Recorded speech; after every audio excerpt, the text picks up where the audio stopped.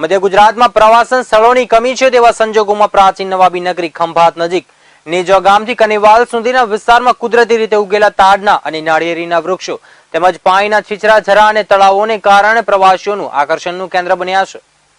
સર્વ પ્રાણીઓમાં માનવ સર્વશ્રેષ્ઠ ગણાય છે અને તે પોતાના ઉપરાંત અન્યો માટે પણ સુખ સુવિધાઓ ઊભી કરે છે તો મન બહેલાવા મનોરંજનની વ્યવસ્થા પણ કરે છે। કેટલાક સ્થળોએ કુદરતી વાતાવરણ અને દ્રશ્યો જોવા મળે છે। ખંભાતના અખાતની ઓળખ ધરાવતો આણંદ જિલ્લો પણ મોટા ભાગે સપાટ મેદાની વિસ્તાર ધરાવે છે, પણ અહીં જોવા અને ફરવાલાયક સ્થળો ખૂબ જ ઓછા છે। ખંભાત નજીકનો દરિયાકાંઠો પણ ખૂબ જ છીછરો હોય કેટલાક સ્થળો નયનરમ્ય બન્યા છે। ખંભાત તારાપુર રોડ ઉપર આવેલા નેજા ગામનું કુદરતી વાતાવરણ પ્રવાસીઓને આકર્ષે છે। અહીં ઊંચા તાડના વન રોડ ઉપરથી પસાર થતા મુસાફરોના મન મોહી લે છે।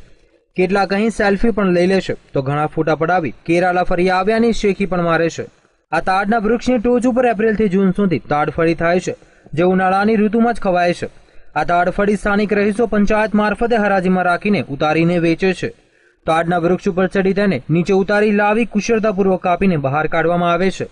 સફેદ અને પારદર્શક શરીર માટે ઠંડક આપનારું ફળ ગણાય છે। અહીંથી પસાર થતા લોકો પણ આ તાડફળી ખરીદીને જાય છે તો ભાવનગર અને અમદાવાદ તથા મુંબઈ સુધી તેની નિકાસ થાય છે। આવા સ્થળોએ જો સરકાર આ સ્થળોની રિફ્રેશમેન્ટ માટે વ્યવસ્થા ઊભી કરે તો ફિલ્મ નિર્માતાઓ સાથે પ્રવાસીઓ ખેંચાઈ શકે છે।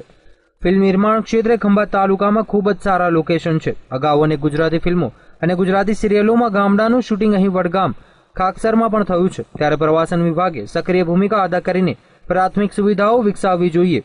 હું લગભગ 15 વર્ષનો તો તારનો ધંધો કરું છું। આ સવારે 7 વાગે 5 વાગે આ ધંધો 5 વાગ્યાનો ચાલુ થઈ જાય છે, બપોર લગીને ચાલુ રહે છે ધંધો તાલફળીનો। ને આ તાલફળી છે લગભગ ખંભાતથી 5 કિલોમીટરના નેજા ગામની પાસે આ તાલફળીના ઝાડ ઘણા બી છે। એમાં હરાજીઓ ગામ પંચાયતની થાય છે, તેમાં એક નગરા ગામ છે એની બી હરાજી થાય છે, નેજા ગામની છે એની બી હરાજી થાય છે અને કસ્બા ચોરાની છે એ બી હરાજી થાય છે। આ હરાજી में અમે તાળ રાખીને અમારા ઘરનું પોષણ કરી રહ્યા છે।